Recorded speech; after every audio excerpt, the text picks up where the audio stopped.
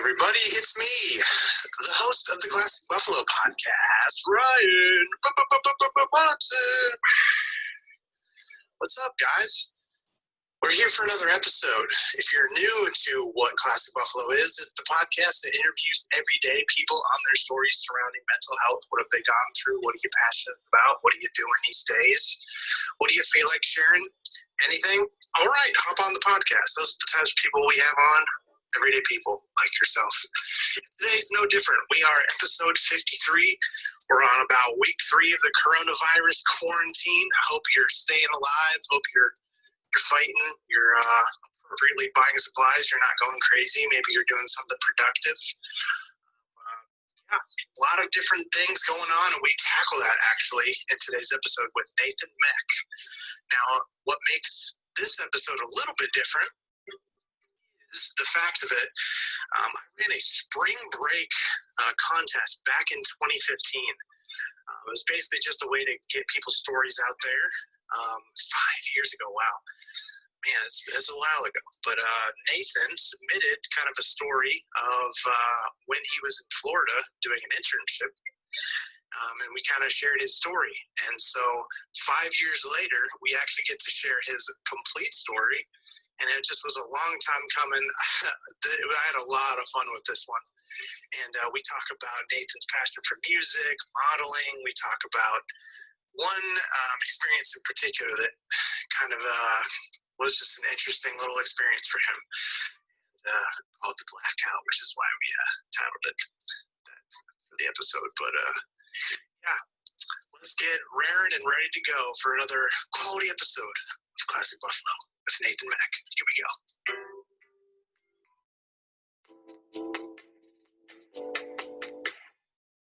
Let's just say when my hair grows out, I have a really, really nice golden locks afro going on. Joining me in the coronavirus cave, Nathan Meck. What's up, Nathan? Hey, what's up, man? How you doing? Good. I'm still alive, so that's a plus. That's good. We're all in our own little separate coronavirus caves at the moment, I take it. This has been a long time coming. You actually submitted sort of like a story spring break kind of promotion thing I was doing back in 2015. So that was almost 5 years ago. And this is a long time coming, so we get to actually hear your full story. It's been so long, I kind of forgot that happened. So I'm all about jumping into it now. Mm-hmm. So what we're going to do is to help people get to know you a little bit better, we're going to do our first 5 icebreaker questions. So, all right. Number 1, what is your favorite thing you've ever bought? I don't know if I can say that I bought it since I'm still paying a lot of money on it, but it's the best thing I've ever put money towards. Anyway, in a non-single purchase, I guess. Right. What's your favorite part about it? It's just like really reliable? Straight out of high school, I used money I got from, like graduation open houses to buy a really cheap, non-reliable car. And within 30 days of buying that car, my engine basically tore itself apart, and I spent the first 3 years of college without a car. Whoa. That was a great learning experience. Spent a lot of money replacing the engine, ended up replacing transmission in that car, and it just ended up costing way more money than it was worth. So I got it running enough finally one day that I was able to drive it more or less to a dealership in Muncie and traded it in for a 2011 Scion TC, and I've had that since I think just a little bit after we originally had started talking back in 2015.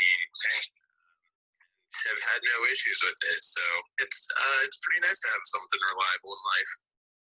I have a nice car, but I feel like I should just downsize and get like the most basic, car possible that is reliable. Right. So that way I can just use money towards other stuff. never really understood when times are hard and everyone's like, I still want a really nice car. And I'm like, yeah, like having a nice car is cool, but I don't think I would even want something more expensive than what I have now. Like, I don't know, it doesn't seem like a necessity.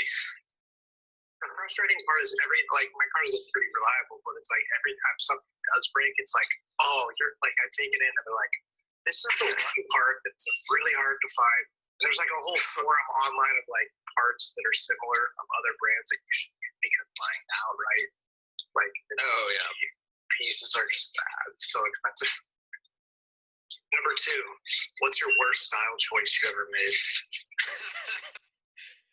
Oh man, that would very easily be growing my hair out for the first time in high school. Oh yeah. That was back before the days of man bunnage. Back then, if guys like didn't pull their hair back, it just wasn't a thing. And enough so that I had an old woman at a parade one time ask me if my hair was natural or if I got a perm because I had the kind of hair that women pay hundreds of dollars for. Wow. Needless to say, we've grown and advanced since then. I would say anytime I had shorts, I always had the worst shorts. I had the plaid ones, like just the dad shorts. Yeah. Number 3, you get to go to dinner with anyone in the world who's alive. Where do you go? Okay, 100% Justin Timberlake. Why? Music is my biggest passion by far, and that man is just like one of the most talented human beings in every aspect of life. And I don't know, his relationship with his wife, his family, his kids, like just a really inspiring guy. And for whatever reason, just always been drawn to his music, performances, whatever. I think it'd be cool to get insight and just kind of touch on life topics with the guy. Number 4, would you want to be famous? And if you would, like, what for? I would say yes, absolutely. Man, I was never one of those like good at school kids growing up. Like, I hated school. I just wasn't good at learning in a classroom. Like, other than like, gym and lunch, none of the topics were ever something I was just good at. So music and sports were the only things I ever really just naturally excelled at. And of course, those are like obviously 2 of the hardest things to get into professionally or as a career. Obviously, there's a lot of other professions that are really, really hard to get into, but like those are the most like, oh, that's my dream, but not like a logical choice. So music would be the one thing I would love to just get well known for and everything. Growing up, my family never had a lot of money or anything. My parents always sacrificed stuff on their part to give myself and my siblings whatever they could give us extra. And part of that, I think, is just in an awesome way made me who I am in regard to like just wanting to take care of people and help other people who are less fortunate than me. And like that's kind of something I've thought about over the last couple years is like if I get to a point where I'm able to do music and tour whatever, use that as an opportunity to provide like even jobs for people who are homeless, like at arenas, whether it's ticket taking, cleaning up the venue, whatever, and just using it as an opportunity to help other people who have been where I am or less fortunate. So, right. Where would you like want to tour? Do you have any like places you'd always wanted to go? Not specifically. I actually did a 3-month long missions trip with some college kids from all over the country up in Alaska for 3 months a number of years back. Dang. Which was incredible.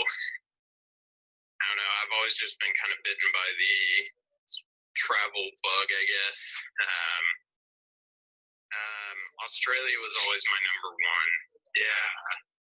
I actually was planning on moving there like 4 years ago, and the cost and process is just really crazy, and I couldn't afford to do it. So that would probably be big one high up on the list for playing music and stuff, or just traveling to in general.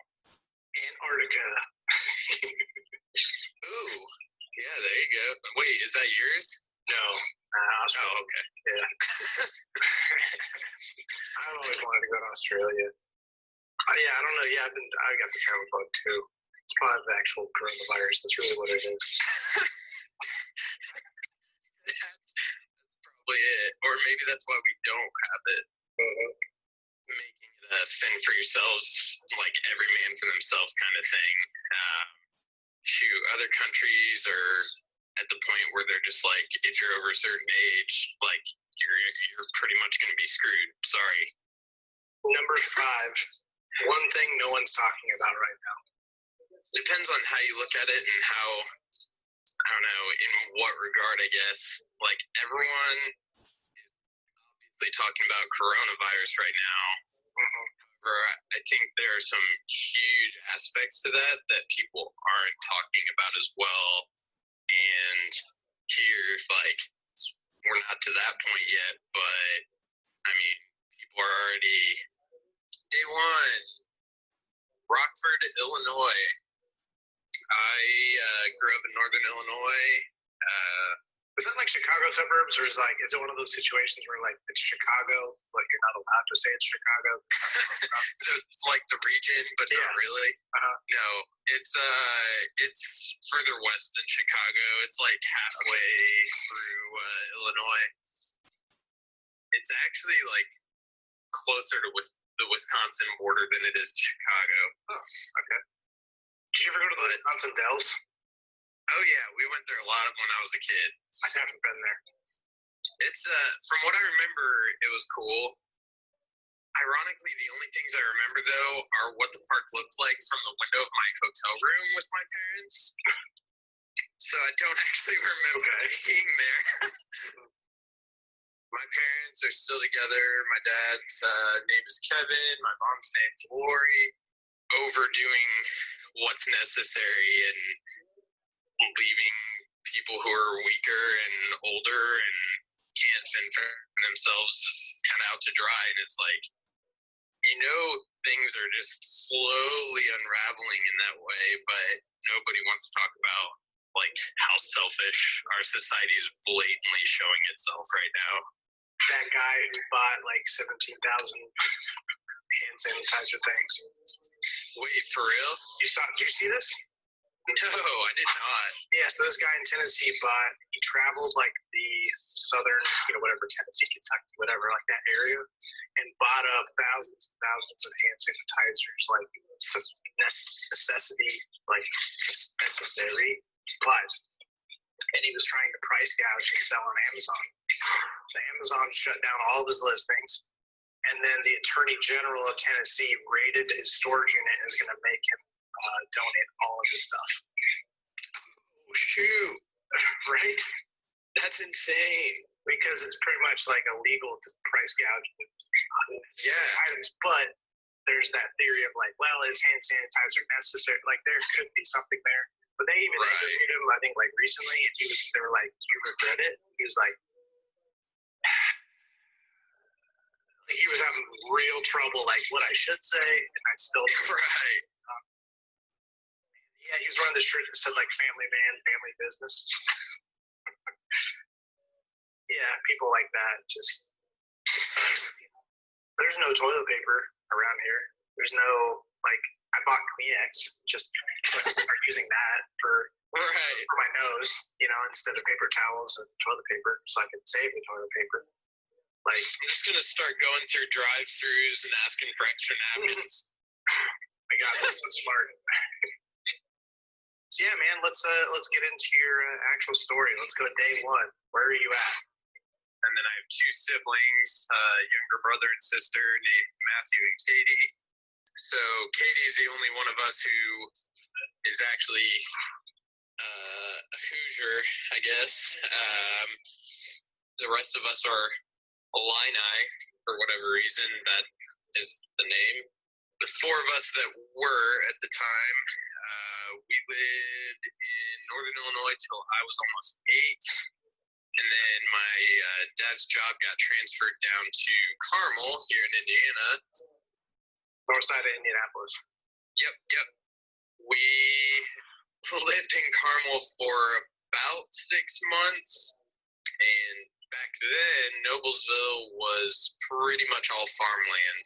Then just unfortunately, but like in some ways not surprisingly, felt like we didn't fit in there just based on a lot of factors.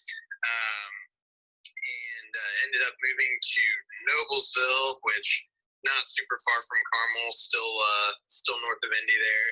They were just building the Super Walmart on 37. The Super 8 motel was there, which I just recently found out is not a Super 8 anymore. And otherwise, it was cornfields. It was really awesome. I loved growing up in that area. We lived right down the street from like Noblesville High School and everything in that area, which is just south of Kokomo and just west of Tipton, about an hour north of Indianapolis. I mean, you're technically still out of Kokomo, but Kokomo's still kind of a weird city. It's like it's developed, but it's not. Kokomo more so than Tipton. Tipton's definitely still a stereotypical like farm town kind of place, more or less. Everyone's a little more laid back and down to earth. Kokomo is definitely more of a city, and like actually has like a mall and Walmart and all that stuff, you know. You're bouncing around a lot, like through your life. Yeah, kinda. I mean, how did you handle that? So we lived there until I think my freshman year of high school. It would have been like 2004. And then my family moved up to a small farm town called Kempton. I think to some degree that's probably why I like to travel. But then on the flip side, especially when we moved to Indiana and everything, moved around a few times, I always ended up being like the new kid in school every year. Like once we moved to Noblesville and I went to school there, the very next year, even though we didn't move, the school districts changed. So I ended up in a new school again. Wow. I mean, at that age, most of the kids in an area all gone to school with each other and know each other pretty well. And obviously, new kids are not always the most welcome. So I got harassed and bullied a decent amount when I was younger, and eventually just was like, yo, Mom, can you like just homeschool me? Because that's starting to be a thing now. 4th grade, 5th grade, 7th grade, technically all of high school, but from home only my freshman year. My sophomore through senior years, I went to a homeschool co-op called North Point down in Castleton.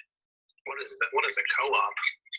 It's almost like private school, but not. Basically, a whole bunch of homeschoolers will get together and like it's like an organized group. So I was homeschooled in parents with teaching degrees or like teachers from other places who wanted to like kind of offer their services. Like, I mean, they were paid. Yeah, more or less like a private school, but like we only met like 2 days a week. We would have classes on Tuesdays and Thursdays, and then basically do the rest of our work and stuff at home.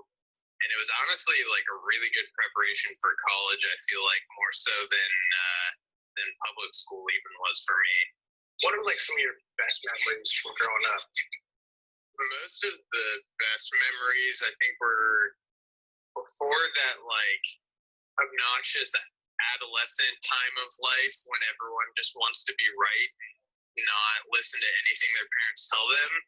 Like when my family lived in Noblesville, I think those are probably the memories I remember the most, just because that was the time when we still went outside and played, like, to do stuff. We made friends with our neighbors. Neighbors knew each other. You know, like we still had AOL and dial-up computers were just really becoming like the big thing. That's weird to say. At least my family didn't have like cell phones at that time still. I mean, I know they were there, but like, yeah, we didn't have them. So like growing up, man, I was always finding things to build ramps out of, ramp my bike off of. Oh, did you ever get injured doing that? Oh, all the time. I definitely still have scars all over my legs and stuff from wrecking my bike. And then, did you ever have a scooter? Oh yeah, like the Razor scooters. Yeah. Shoot, man, I got so much whiplash on those things. Like, I would spin those things around and smack myself in the shins. Yeah. That was a lot of blood lost. Dude, I had an electric scooter, and I got pulled over by a safety enforcer. I'm like 10, 11 years old, like 4th grade. Oh my God. And he pulls me over, and it's just this old guy. He's like, yeah, how fast you were going. And I was like, I was the most scared I've ever been. He's like, you were erratically driving. You were like, you decided like you have to have a license, which I don't. You need to have a license plate. You don't. He's like, do you know what I can do to you? And I was like, oh my God, please just let me go. Wait, what was it? A scooter or like a moped? It was like, well, it was an electric scooter. It was like going 15 miles an hour. Did you ever do like motocross, like bikes? Like dirt bikes and stuff? Yeah. No, I've gotten to ride a dirt bike once. Yeah, I've never done those. Oh my gosh, so much fun. Like I wish I had gotten to do more of that, but I mean we also didn't really have a place to do that stuff at. We just kind of explored around Noblesville with like our bikes. I was always the kid with like the hoopty, mongoose, and all the pigs. Yeah, yes, I had one of those. Yeah. Oh my gosh, so great. But we would always just like find random trails and woods and stuff. And so there's a place called Potter's Bridge in Noblesville.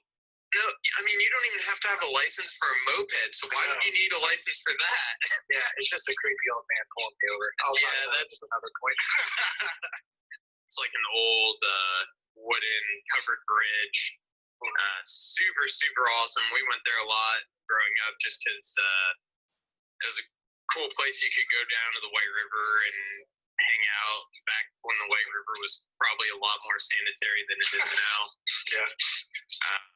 Brown River now. So we would ride our bikes all over there, and someone ended up actually making like a motocross track on some of the property on the other side of the bridge. So we would pedal our bikes over there. We would go as fast as humanly possible on a standard bike and pretend like we were ramping off of things. But I do remember though there was a neighborhood right near Potter's Bridge that had some woods behind it, and none of it was built up yet. We had this hill called Dead Man's Hill, and I don't know if anyone ever actually made it down the hill. I think alive. Yeah, exactly. We lost many children on that hill. Yeah, right. I think everyone started calling it that to the point that everyone was just afraid of it. Nobody would actually go down it. Yep. So maybe that's one of my new goals in life. Go back and face Dead Man's Hill. Part 2. Yeah. An interesting, kind of thought came up into my mind while we're talking about this. What does this look like today for us when the people in our 20s and 30s who have experienced something like this, that childhood curiosity, the fun, the MacGyvering, for the person who takes a random golf ball and a putt-putt thing and like turns over a coffee cup and turns it into a golf course, and then just the next friends playing in the hallway of your house, or like, oh, okay, we're gonna play this hole, and that's from here to the bathroom, or we're gonna go make a motocross course out of the neighborhood, the underdeveloped part of the neighborhood that has all this dirt, like the exploring, how do we practice that? You think today? Because I feel like we kind of lost, some of us have lost it, and that was some of the most happiest parts of our lives. Yeah, definitely. For everyone in our 20s and 30s, I feel like it's almost one of the hardest times to be an adult now, just because that's how we were growing up, and obviously our parents and everyone before then have had to adapt in an even greater way than we did in regard to technology. But while we were growing up, it wasn't just in our hands. We still had to adapt to it too, but it was just an easier learning curve than our parents had. So for them, obviously the workplace, everything like that, there were a lot less options and stuff. Things were more set in their ways. People stuck around in a job for 30, 40 years, whatever. And then for us, having grown up outside, and learning that the world was changing at such a quick pace, I feel like now it's led to so much almost discontentment, because the opposite, we have to change every 6 months or every year. We can't stay committed. Exactly. That's how we grew up, was doing stuff for ourselves, going out and playing, whatever. And it's now the market or the workplace and everything is still ever changing, but I feel like there's just such a disconnect between generations, the advances that have all come about. I don't know, it makes it hard to connect to the real world anymore. And yeah, like I said, it's just kind of led to a lot of discontentment for a lot of people, I feel like. Yeah. When did you pick up a guitar? Expectations on every side that it makes it so hard to 8th grade. I think that is about when the Beautiful Letdown album came out by Switchfoot, which is the album that has Meant to Live on it. If you know what that is. Is it You Were Meant to Live for So Much More? Exactly. Yeah, that one with the cool guitar riff at the beginning. Yeah. That was my I'm learning guitar, man. So I took I don't know, a handful of guitar lessons and literally just learned to play that song. And then decided I wasn't going to take lessons anymore, and I was just going to teach myself. So that's pretty much what I did. Have you ever you performed, right? / have you been in a band before? Yeah, it was probably all of high school into my freshman year of college with some people from my church growing up. We only changed band members a couple times, but we got some cool performances that I was part of a band with, got to take part in. We had a demo CD out for a while. It was the stereotypical high school band thing that everyone kind of fantasizes about having, Did you have merch? Oh yeah. We had shirts. We had I say really enthusiastically. We had a shirt and then a demo CD. So our band's name, which I don't. It's funny because my best friend growing up and we both will still argue to this day over who came up with the name for the band. It's humorous looking back now, because now I'm don't have a clue where that came from. We had little photo shoots that we did a couple times. Again, back when my hair was growing out in high school, and I either had a fro going on, or I put way too much hair gel in my hair, wet looking curls all the time. And then I decided on top of that, I wanted to, wear a cowboy straw hat in our photos. There's a few people here and there who still have our our shirts. My mom my mom will still rep it sometimes. I think that was an interesting time frame in life. Yeah, my brother had a band too. I think it was called Hoof, and they had I don't know if they ever had merch, but they did some local stuff. So I never got to do a band. That would be kind of cool. I suck at instruments. I've been trying to pick up the piano. I probably need to do what you did, like pick one of my favorite songs and learn to play that specifically on. Oh, for sure, man. Honestly, I feel like that's one of the biggest things I would tell anyone is like find a song that you're passionate about, and like at this point, see another generational difference. So I was a mess of not knowing what I was going for there, but go on YouTube and just look at tutorials on how to play it. I kind of did that for a while.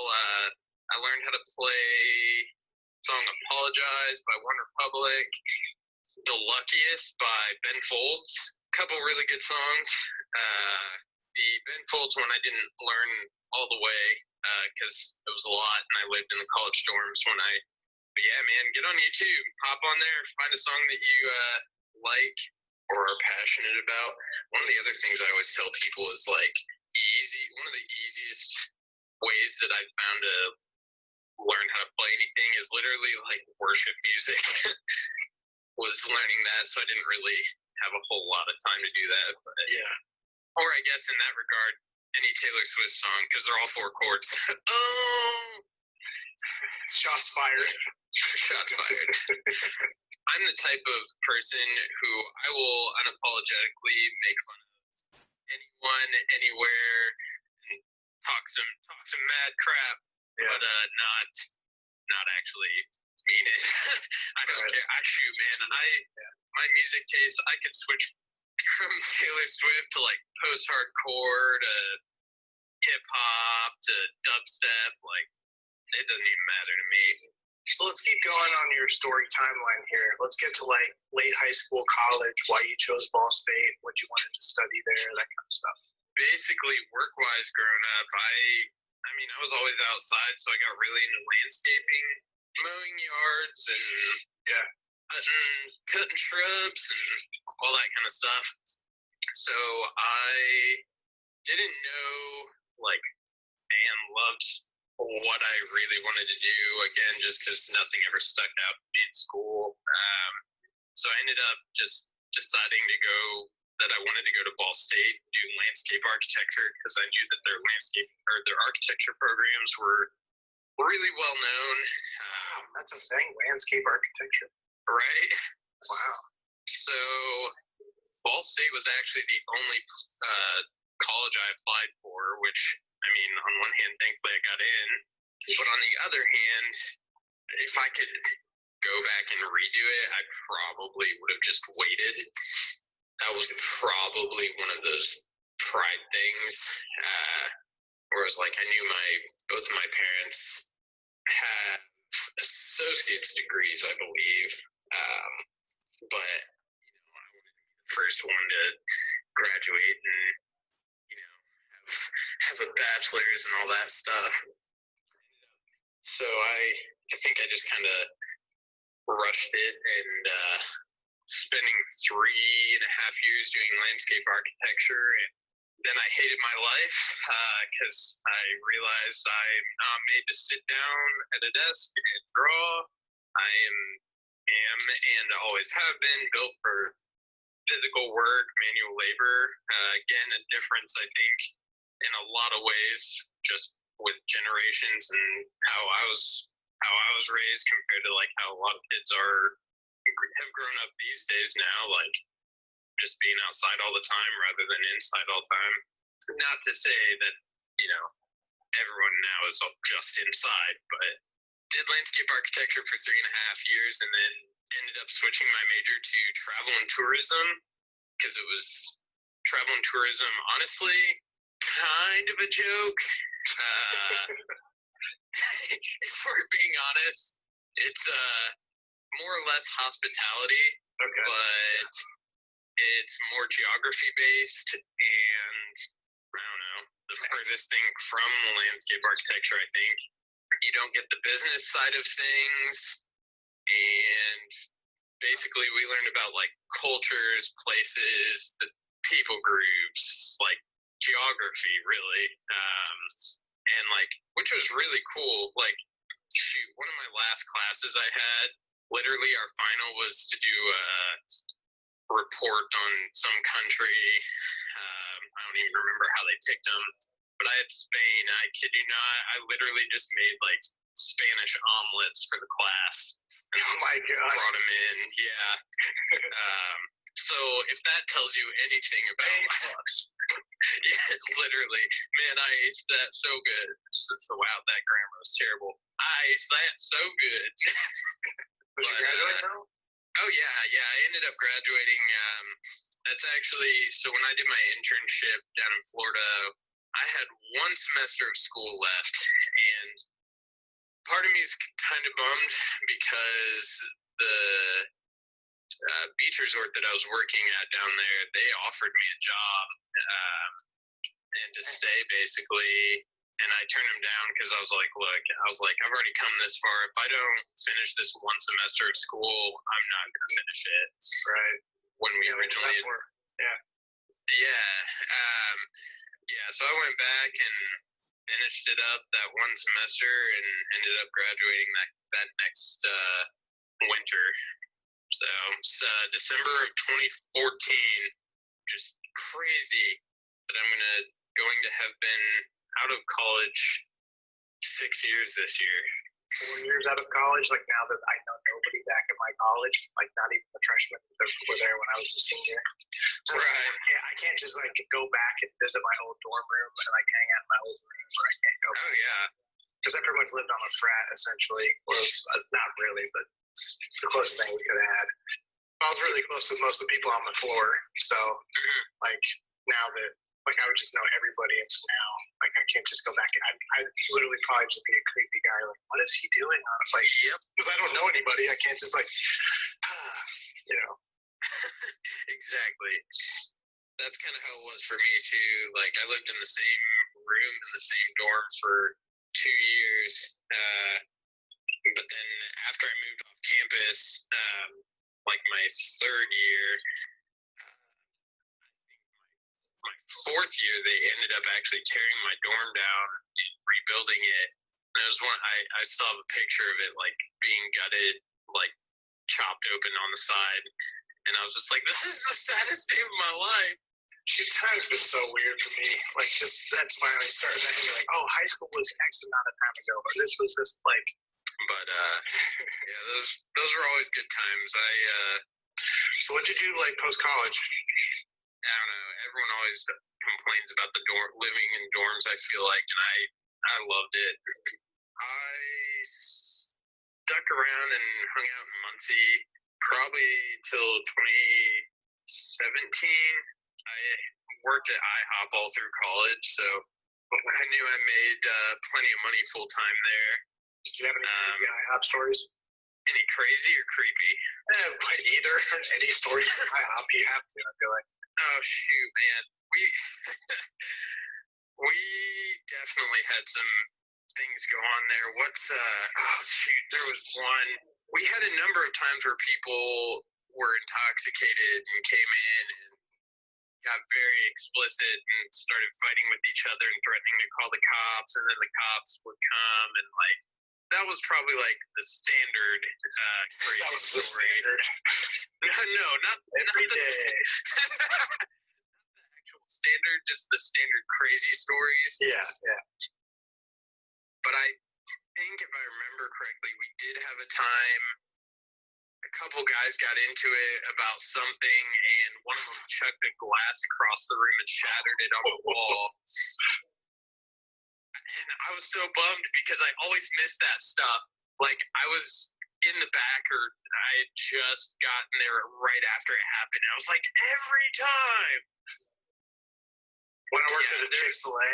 Man, I'm sure that's got its own stories. Yeah, we had just gotten those ketchup packets. You could like squirt and dip. It was like those first. Okay. Yeah. I wasn't there, but a homeless guy came in and he had like a Walmart bag. Oh no. Walked up and he kind of looks to the left, looks to the right, like looking for I don't know what, and he just takes all of the ketchup packets. Oh, man. And then he's out. He's gone. Everyone's like, what just happened? So basically, it was like the pre-coronavirus. Yeah. But with ketchup. So did you go back to IHOP?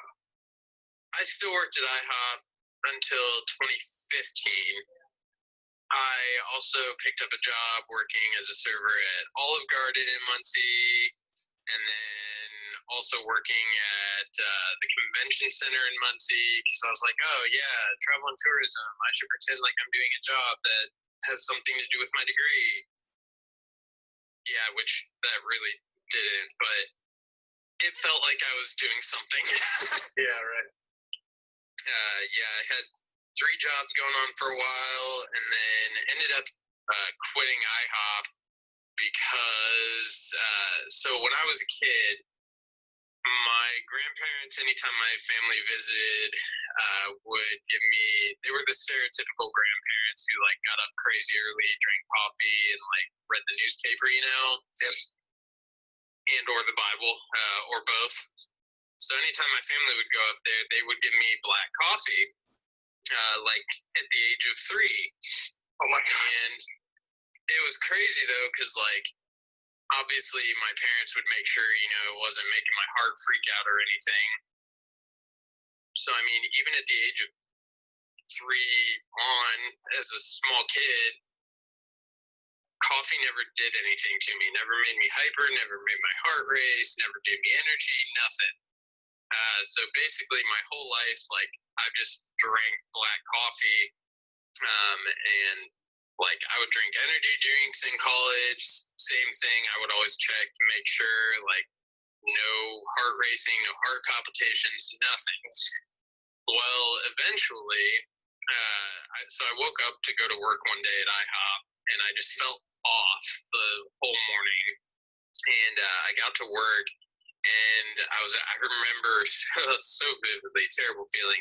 I'm standing at a table, and it was like, dude, something is wrong with me. And all of a sudden, it was like my body just started to shut down.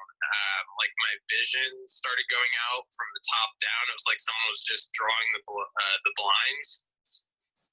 I tried to look at this table as my vision's going out. And I'm like, guys, excuse me real quick. I'll be back in just a moment. Something is not quite right.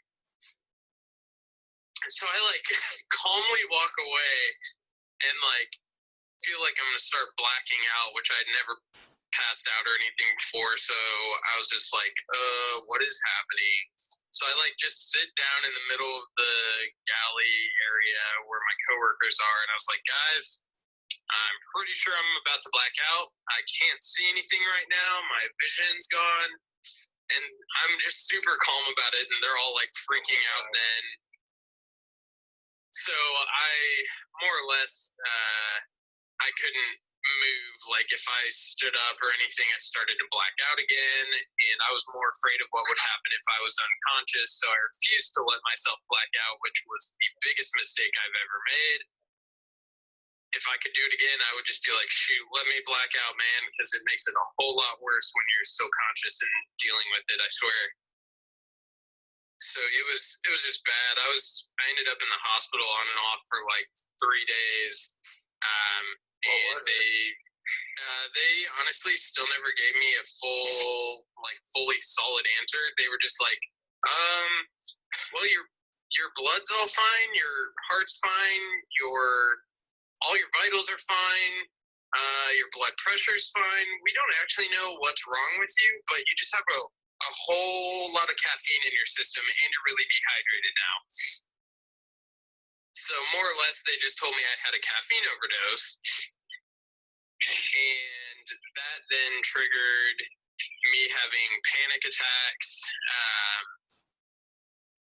dealing with the same thing a lot, where if I was, like, even to this day, so like 5 years down the road, like if I'm dehydrated now, like I'll feel the same thing starting to like come on sometimes, where it'll feel like my head's a little off and like I could potentially start to black out or something like that. So I just with it happening at work, I ended up having to quit IHOP because it just made me so, like, it would start to trigger panic attacks when I went into work. Yep. So was that your first experience with anxiety? Yeah, I mean, like, on that level, like, I think I've always probably been an anxious person to begin with, like, kind of a worrier. I mean, there's a difference between a normally anxious person, like most people are, where they're just, worried about life stuff and, like, having an actual panic attack where you can't control it. So that was the first time that I experienced that and was just like, I'm going to die. And how would you describe anxiety to somebody?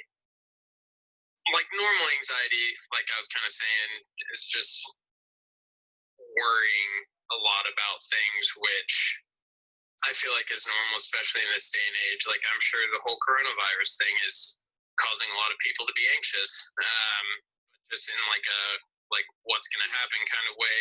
Like, we're all worried about this, but not in a like panic stricken, like, oh gosh, like I can't breathe, I'm going to hyperventilate, like pass out kind of way, which to some degree is kind of what panic attacks are like.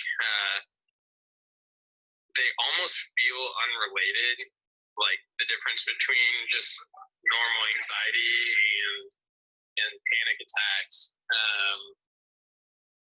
Because panic attacks can come out of nowhere and seemingly for no reason. And everyone experiences panic attacks differently, or anxiety attacks. Like for me, I know like my head will feel a little bit off.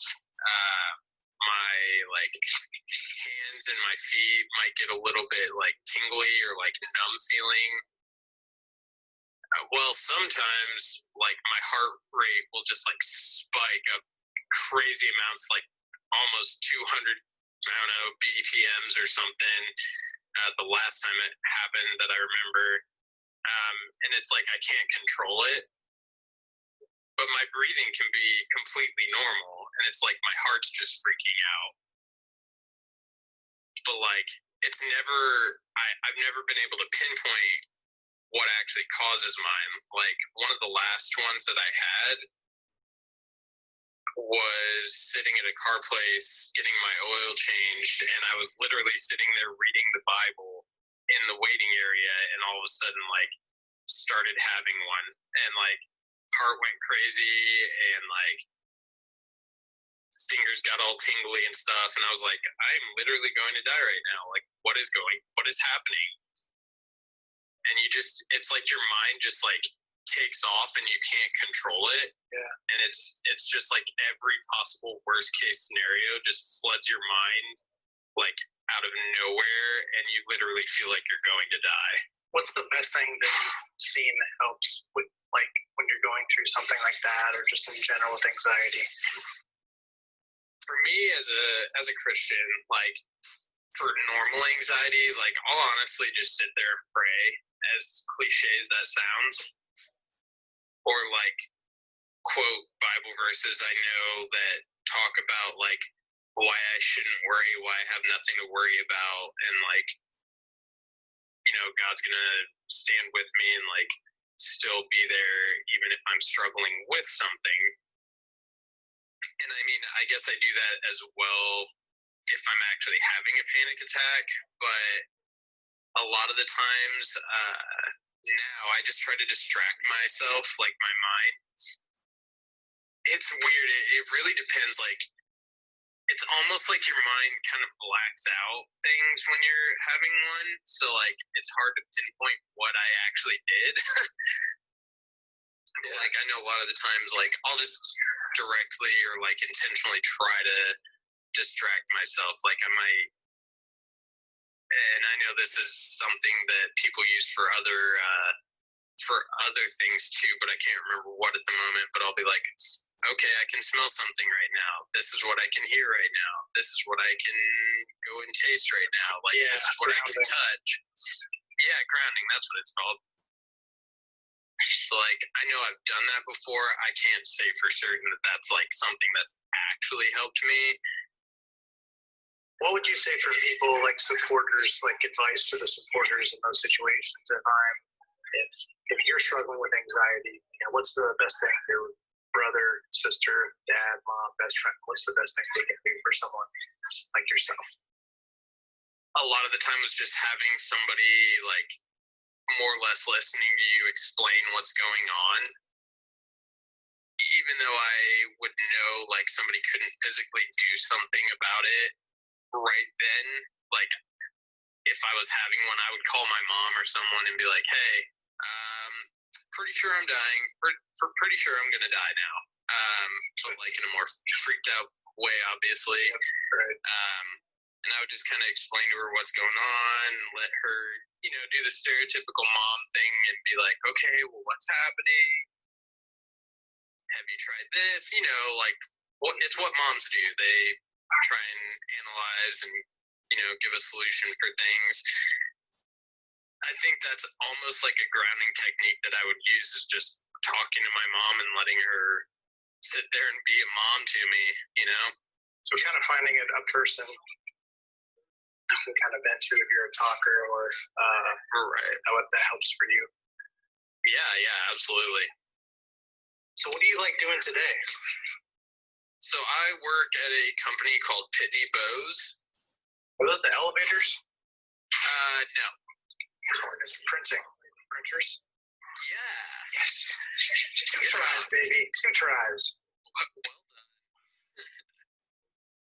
That used to be their main thing was like printers, printer supplies, stuff like that. I guess a couple years ago, they did a merger with a company called Nugistics. And so where I'm working is more or less, it's almost like Amazon now. A handful of online companies that actually use us to ship out their products. And so what I do, I'm what they call a wave planner. So basically, I sit at a computer and look at all the shipments as they're coming in. And then I more or less control the productivity in regards to giving out pick lists to people to go get certain items in the warehouse so we can get the correct shipments out for the entire day.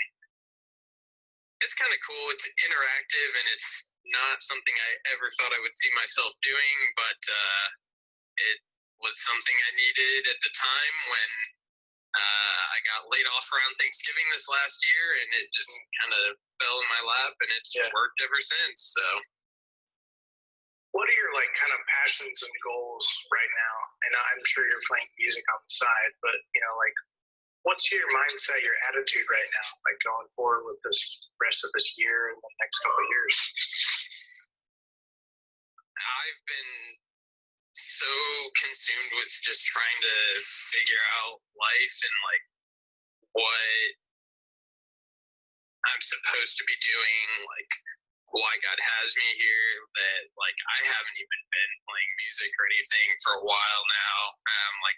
I listen to it constantly and I sing a lot and stuff, but as far as guitar goes, I haven't played in a while or anything or written any new songs. So I think that was actually towards the end of last year. That was one of the things I was trying to make a goal for myself for this year is to start playing local shows and stuff by this fall, and just kind of forcing myself and pushing myself in that way to grow. Even in spite of I don't know, fear of, I think I naturally have a fear of failure,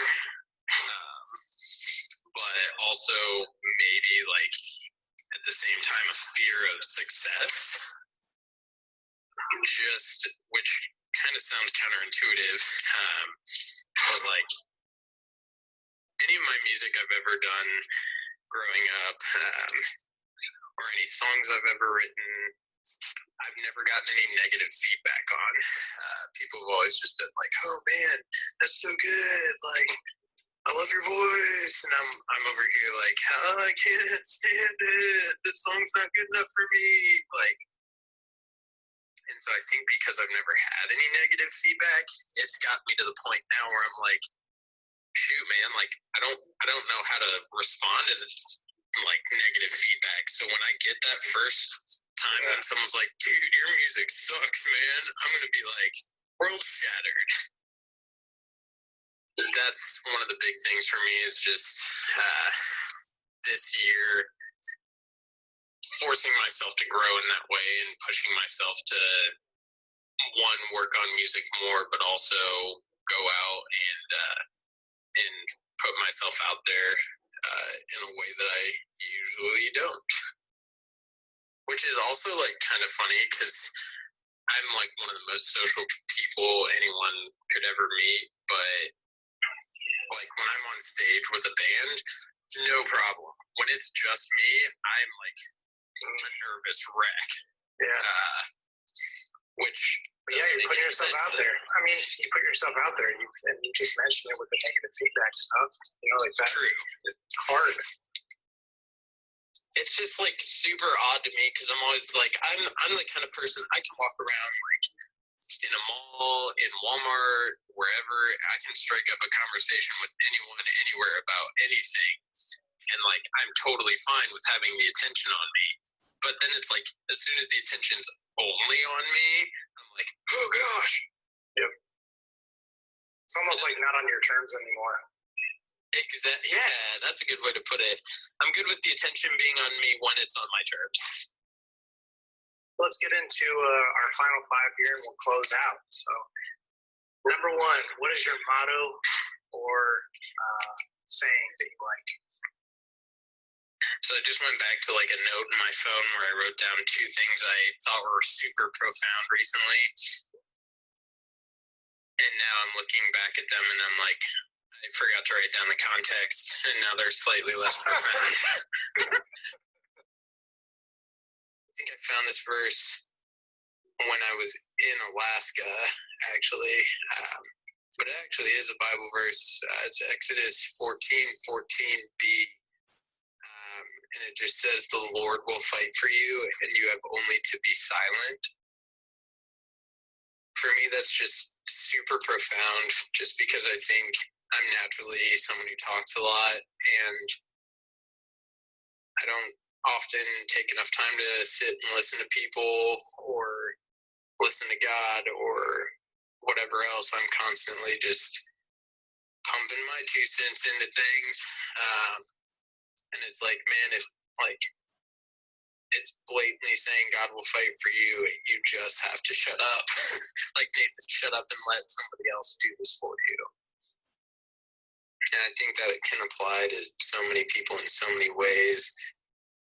Not even like just with God, but like even with other people. Like, we all so many times have so many people who want to help us out with things, and it's like a lot of the time I think our own pride can get in the way of that and keep us from allowing people to do things, or keep us from allowing them to do things for us or to help us. So I think that's just kind of one of my biggest things that I've implemented in life now. Number two, would you rather be a superhero or the world's best chef? I mean, I'm not going to lie. I'm a pretty dang good cook, so I'd have to go with superhero. What kind of superhero power would you have? I knew that was coming, and I didn't mentally prepare myself. Aquaman, just talk to animals. You know what's bad is I've never seen it yet. Well, the thing is like, I never really looked into if he could talk to aquatic animals or like all animals. I didn't really look at it, so. Gotcha. That makes me feel less bad then. Shoot, I'd probably be more like Wolverine. Yeah, that'd be sick. Heal quickly, shoot blades out my fingers, whatever. And also cook, because I don't need knives anymore. Exactly. Number three, what's your favorite part about yourself? Probably that I'm naturally empathetic. And like it all kind of ties together. Like empathy, being able to read people, and just trying to be genuinely caring towards people. Probably like a collective thing that I would say I like the most, but I feel like a lot of the time it can also be something that kind of hinders me, because it feels like a lot of the time that's also something that can get people walked on a lot. So true. Number 4, what is the key to happiness? This will all probably come off sounding super cliche as well, but my view on all of that whole realm of conversation is that happiness is fleeting. And a lot of this comes from kind of my faith and like what I believe based on, on the Bible and like what I've learned over the years. But like joy, I think people confuse happiness and joy, because joy is something that you can have even in the midst of like difficult, hard times, because happiness is temporary. Like happiness is going to come and go. It's like the earthly perspective of things, but joy is still like extreme example. Joy is like my uncle who passed away a number of years ago from cancer.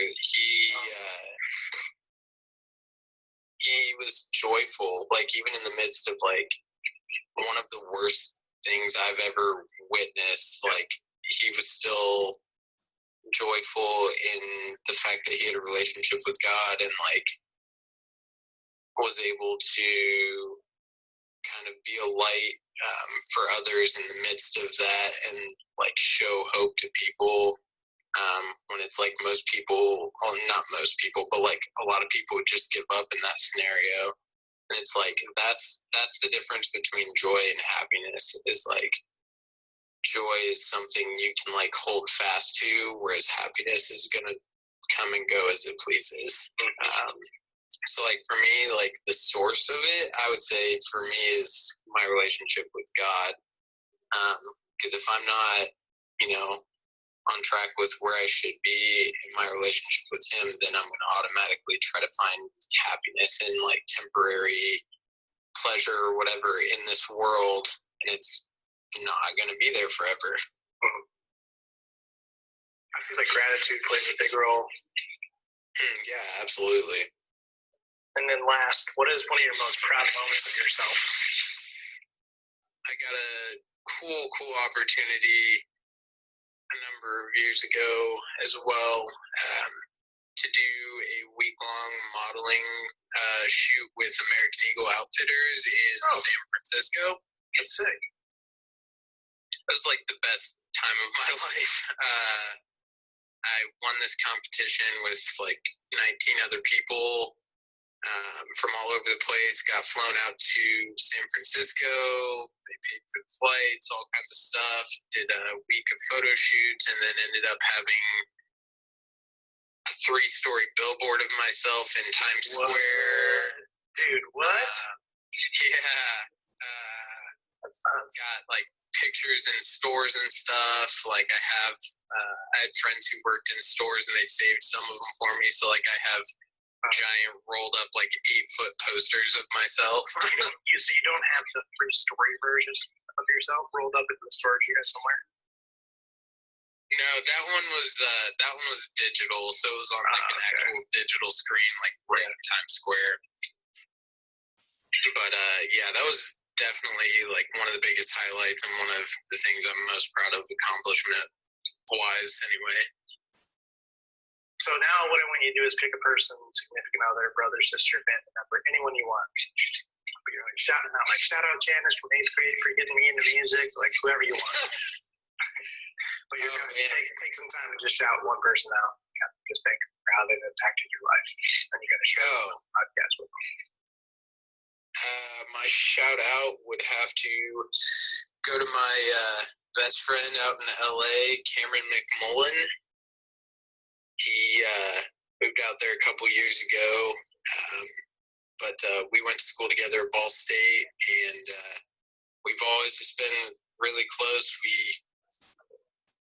tend to play off of what happens in each other's lives and do the same. So he ended up actually doing the same American Eagle thing I did a couple years after I did, and took it to the next level. And he's out in LA now, making waves, getting into acting, modeling, and producing music and doing all kinds of stuff. So yeah, he's a guy everybody should be looking at for just I don't know, inspiration, and yeah, he's a good guy. Well, man, I wish you all the best.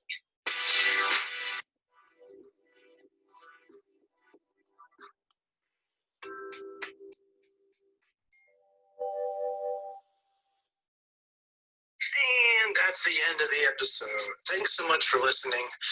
We've now reached the outro portion of the episode where I talk a little bit about Nathan and talk a little bit about what's going on in society. So first off, thanks so much, Nathan, for being a part of this. You know, just there was just a few people, you know, going all the way back to 2015 that have been here since day one. And, you know, I stopped posting to my Instagram, I think 2016 maybe, just focusing on other things. And so, you know, obviously everyone else has to go on with their lives. And so I was reaching out to a few people that have who have just kind of been a part of Classic Buffalo from a long time ago and getting to actually share their story. So this was kind of a little bit of a special thing for me, and it meant a lot for Nathan to fully explain what was going on, and we hit it off. And yeah, man, just super cool to just actually hear the full story, you know, outside of some DMs. Plus, it was kind of cool to, I thought he was in Florida for whatever reason. Turns out he's in the Indies, so we'll probably hang out at some point once this stuff's all over. So, Nathan, you know, just a lot of strength. Super proud of you to just keep fighting. And, you know, that was super cool, the modeling thing. I was like, damn, that'd be kind of cool to. I've never really thought about doing modeling. I always loved doing, you know, that kind of stuff, just for funsies. But I always think it's kind of cool when people like do modeling like full time or whatever. I don't know. Some people have it. Even just like the personality, just pose. You can't. That was more of a visual joke. You kind of missed that, but just I was posing over here on the phone. But that pose, you're like, whoa! They can kind of just like in the snap of a finger, kind of put on a face or put on a pose. It's kind of cool. Just a little ability. But yeah, man. Anxiety is weird. It's different for everybody, and it's really interesting just to hear the story about IHOP, because like some weird stuff's been happening with me recently, where I just was like super lightheaded for no reason, and with everything going on, I'm like, okay, yep, it's I go into WebMD and I have diabetes, I guess, because I'm lightheaded and I'm just having trouble focusing. It's like, okay, well, I also haven't eaten. Okay, well, there you go. You know, I just like low blood pressure, or, you know, going all the way.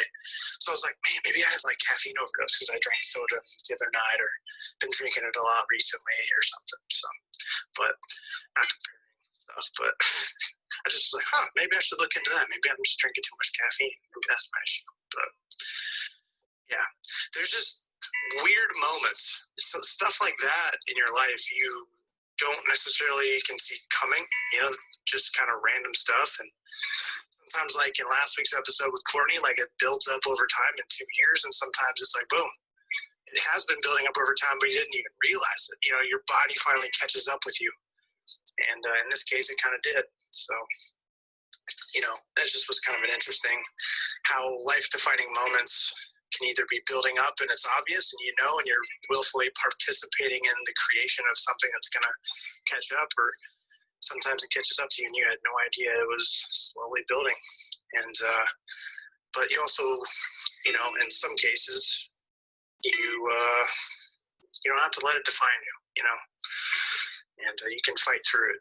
There's a lot of stuff that life throws at you, but there's that super cliche quote somewhere that says like life is like there's a certain percent, I'm guessing, I'm making up a number because I don't have it in front of me, but like 10% what happens to you, but 90% how you react to it.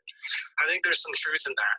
And, you know, let the truth speak here. You know, we're going to be defined how other people treat us, and then how do you react? You know, there's always two people in an interaction. There's always going to be what you can control and what you can't control. And you can always do your best and still fail at something, and that's just reality.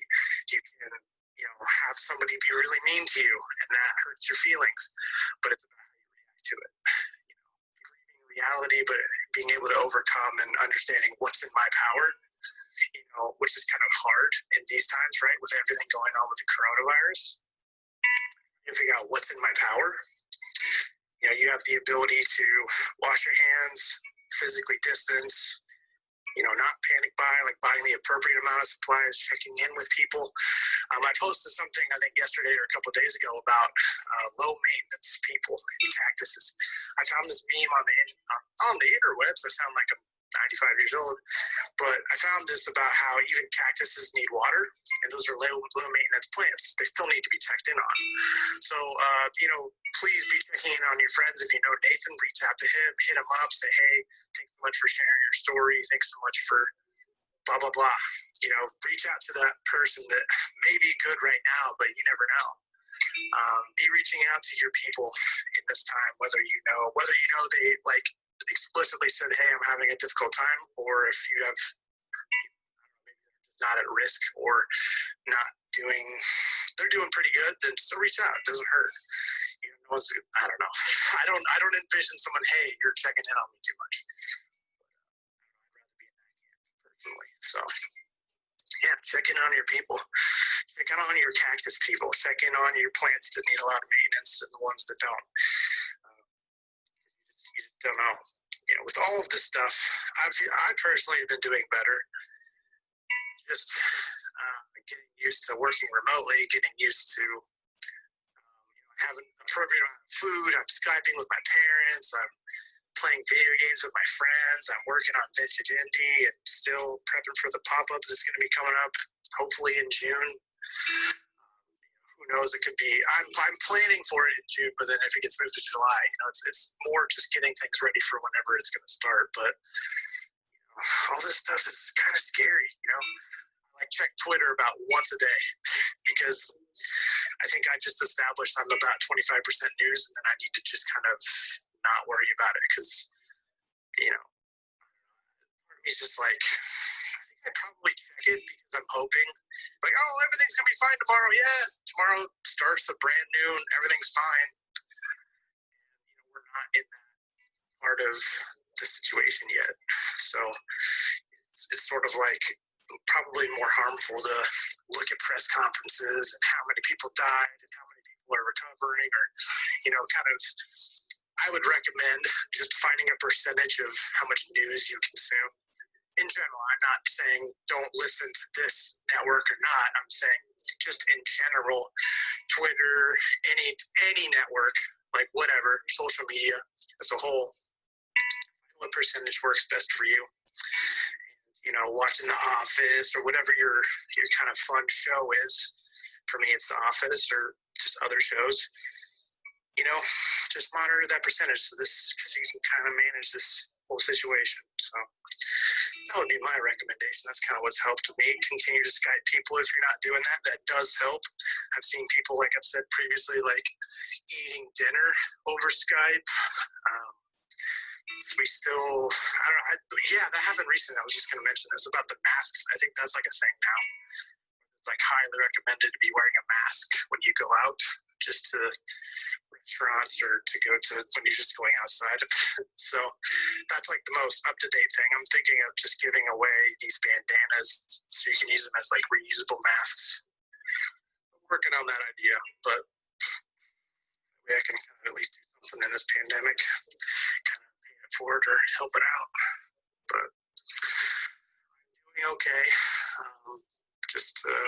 Yeah, even if you know me personally or just in general, you listen to this episode, that we have some type of relationship, feel free to reach out over Instagram at Classic Buffalo, or if you'd like to be on the podcast, we can record it with a Zoom conference or an Anchor recorded phone call. We'll figure it out. I'd love to have anybody who is willing to share their story on here. So, yeah, until next time, we'll be back again next week with episode 54. Boom. Stay alive, stay loved. You guys are awesome. It means the world every time. You have to know when I go and look at who's viewed at it. It's like just to know at least one person listened to it this week. So, you mean the world, person who's listening. You really do. So, until next time. Bye, guys. Hey everybody, this is Ryan from the Classic Buffalo Podcast. Wanted to take a second to talk about Anchor, how I'm actually making this podcast happen. Super happy that I'm partnering with them. So, Anchor is actually the easiest way to make a podcast. I've done my research. This is basically the best way. I promise. It's going to give you everything you need in one place for free, which is the best part. It's going to have tools, so you don't really need a fancy schmancy recording guy. Anchor's going to be helping you out there, and then they're going to distribute the podcast everywhere to Spotify, Apple Podcasts, Google, everything. And then you can also make money with basically no minimum listenership, which is kind of rare. So hop on Anchor as soon as you can. Thanks.